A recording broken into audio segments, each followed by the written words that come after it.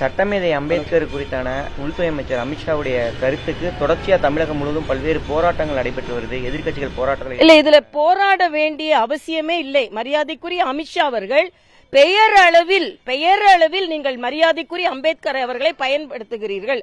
ஆனால் அவருக்கு பெயர் வாங்கி கொடுக்கும் அளவிற்கு நாங்கள் தான் திட்டங்களை கொண்டு வந்திருக்கிறோம் என்று தெளிவாக சொன்னார். இந்த பிமேப் என்பதை அறிமுகப்படுத்தியது மரியாதைக்குரிய பாரத பிரதமர் மோடி அவர்கள். இன்று மிகவும் பட்டியலின சகோதர சகோதரிகள் சென்று அயல் நாட்டில், ஏன்னா அயல் நாட்டில் படிச்சவன்ற முறையில் தங்குறதுக்கு தான் இடம் கிடைக்காது.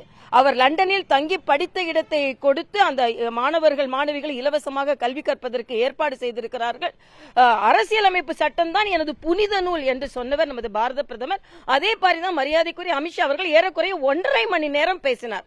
அல்ல 1.5 நிமிடத்தை மட்டும் எடுத்து வைத்துக் கொண்டு இப்படி அரசியல் செய்வது, இவர்கள் அம்பேத்கர் அவர்களை தோற்கடித்தார்கள், அம்பேத்கர் அவர்களுக்கு பாரத ரத்னா கொடுக்கவில்லை, அம்பேத்கர் அவர்களை உதாசீனப்படுத்தினார்கள், அம்பேத்கர் அவர்களை தேர்ந்தெடுத்தார்கள் என்ற காரணத்திற்காக சில இந்து மாவட்டங்களை அவர்கள் பாகிஸ்தானோடு இணைத்தார்கள். இந்த நேரு செய்த தவறுகளையும் காங்கிரஸ் செய்த தவறுகளையும் மறைக்க வேண்டும் என்பதற்காக இன்று பாரதிய ஜனதா கட்சி மீதும் மரியாதைக்குரிய அமித்ஷா அவர்கள் மீதும் குற்றம் சாட்டி கொண்டிருக்கிறார்கள் என்பதுதான். இன்னைக்கு மகாராஷ்டிரால கூட 2 பட்டியலின சகோதரர்களை தவிர அனைவரும் வெற்றி பெற்றிருக்கிறார்கள் பாரதிய ஜனதா கட்சி கூட்டணியில. அதனால செயல்படுத்தி கொண்டிருப்பவர் செயல்படுத்தி கொண்டிருக்கும் கட்சி பாரதிய ஜனதா கட்சி தான். அதை எதிர்த்து செயல்படுத்தி கொண்டிருப்பவர் காங்கிரசும் அதன் கூட்டணி. அண்ணன் திருமாவளவன் போன்றவர்களை பார்த்து எனக்கு மிகவும் பரிதாபமாக இருக்கிறது. ஏனென்றால் அம்பேத்கர் அவர்களை காங்கிரஸ் எதிர்த்தது ஒரு அரசியல் என்று சொல்கிறார். அப்படி என்றால் ஒரு அரசியல்வாதியாகத்தான் அவர் அம்பேத்கரை எடுத்துக் கொள்கிறாரா என்ற கவலையும் எனக்கு இருக்கிறது. மேடம், இப்போ அம்பேத்கருடைய மாற்றக்கூடிய அவசியம் என்ன? இல்ல, அதாவது மரியாதைக்குரிய அமித்ஷா அவர்கள் சொல்லியிருக்கிறாங்களே, அரசியலமைப்பு சட்டத்தை 77 முறை காங்கிரஸ் மாற்றி இருக்கிறது.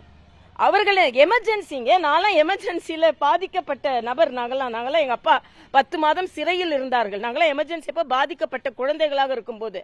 ஆக அரசியலமைப்பு சட்டத்தில் கொடுத்த மரியாதையையும் விடுதலையையும் சுதந்திரத்தை நமக்கு கொடுக்காமல் கழுத்தை நெரித்தவர்கள் காங்கிரஸ்காரர்கள். இவர்கள் சுதந்திரத்தை பற்றியும் அரசியலமைப்பு சட்டத்தை பற்றி பேசிக் கொண்டிருக்கிறார்கள் என்பதுதான்.